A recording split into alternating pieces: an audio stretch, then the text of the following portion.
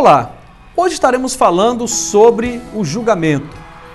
Normalmente nós somos alvo o tempo todo de juízo. Alguém está fazendo algum tipo de juízo de valor sobre nós.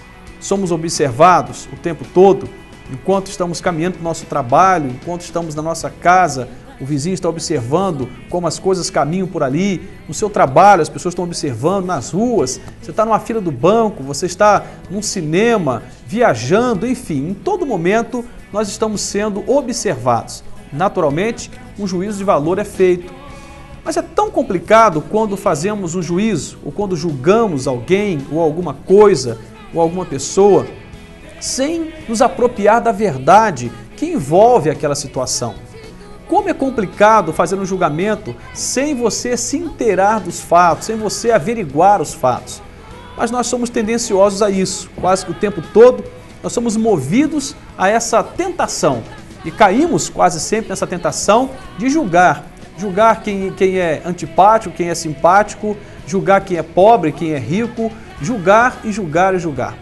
Só para ilustrar, me recordo de uma situação de um senhor muito humilde no sentido da sua condição, do seu caráter, mas um homem muito abastado, muito rico.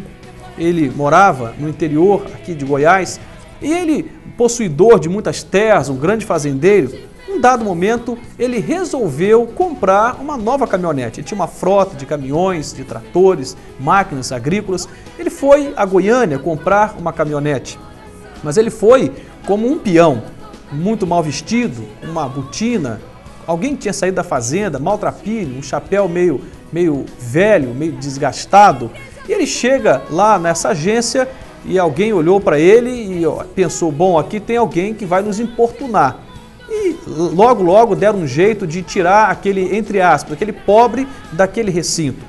E é interessante a história que nos contaram, é uma história real, verídica.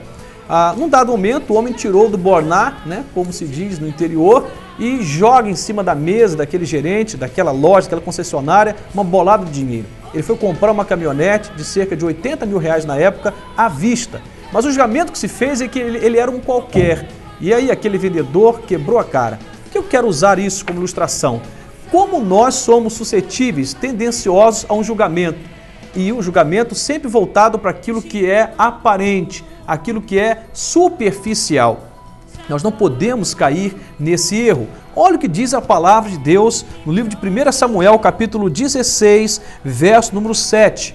Diz assim: Porém, o Senhor disse a Samuel, não atentes para a sua aparência, nem para a sua altura, pois eu o rejeitei. O Senhor não vê como vê o homem olha para o que está adiante dos olhos, porém o Senhor olha para o coração. Esse é o texto onde Samuel é conduzido por Deus a ungir Davi. Davi seria rei de Israel. E é interessante que Davi não tinha o estereótipo, não tinha a aparência de rei. No entanto, o que se tem aqui é um mandamento de Deus. Deus diz, olha, vai lá, há uma ordem de Deus para que Davi fosse ungido. Mas Samuel, então, tem o privilégio de ver todos os filhos de Jessé. Nenhum deles era o homem escolhido. De repente, Samuel se depararia com um rapaz, pequeno, franzino, de boa aparência, cara de menino. E de repente, ele poderia julgar aquele menino pela aparência. E Deus já adverte, filho, ó Samuel, não faça isso. Deus, o Senhor, não trata as pessoas pela aparência, mas segundo o coração. Ou seja, Deus estava dizendo, Samuel, eu enxergo a pessoa por dentro, não só por aquilo que é estético, por aquilo que é superficial. Então Deus nos convida, de antemão, a não julgar. Esse é um texto precioso para a gente pensar sobre isso. Não podemos julgar as pessoas pela aparência.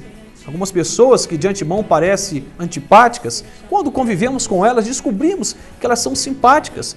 Algumas que nós pensamos que são pão duro, como alguns dizem, mão de vaca, você convive com ela, vê que ela é graciosa, ela é liberal, ela gosta de abençoar, gosta de doar, enfim, fazemos um julgamento, mas o julgamento normalmente é superficial. O convite para nós nessa tarde é para olhar para as pessoas como Deus olha, tentando ver a pessoa por dentro. E como isso é possível? Só tem um jeito, convivendo, se relacionando, tornando-se íntimo de alguém. Se você não pode ser íntimo de uma pessoa, se você não tem possibilidade de convivência com essa pessoa, não faça nenhum julgamento. Até porque a Bíblia diz lá em Mateus, no Sermão da Montanha, falando sobre julgamento, que se você julgar com a mesma medida, você será julgado. É muito fácil você olhar para o outro e ali você detectar um cisco no olho do outro. Mas às vezes somos incapazes de encontrar uma trave, ou seja, um grande pedaço de madeira no nosso olho. É muito importante nós entendermos isso. Então, se nós queremos julgar, seremos julgados. O Senhor nos convida a deixar para Ele a ação de julgar. Deus é o justo juiz. Com Ele está a capacidade de julgamento e será um julgamento fiel, justo, um julgamento verdadeiro, condizente com a realidade. Normalmente nós julgamos porque também somos preconceituosos. Temos um preconceito em muitas áreas, às vezes um preconceito religioso, às vezes um preconceito político, às vezes um preconceito, de repente, na área da sexualidade, na área financeira. Temos uma série de preconceitos e julgamos de antemão, sem averiguar os fatos. Isso é terrível. Aliás, o Senhor nos condena quando fazemos assim, uma vez de que nós somos convidados pelo Senhor a fazer um julgamento, e esse julgamento só pode vir à medida dos frutos. O que é isso? A Bíblia diz que nós conhecemos uma árvore pelo fruto. Então, quando você vê o resultado real, que é resultado averiguado, comprovado, aí você pode dizer que isso é certo ou errado, que é bom ou ruim, que a pessoa errou ou acertou, mas antes disso, não.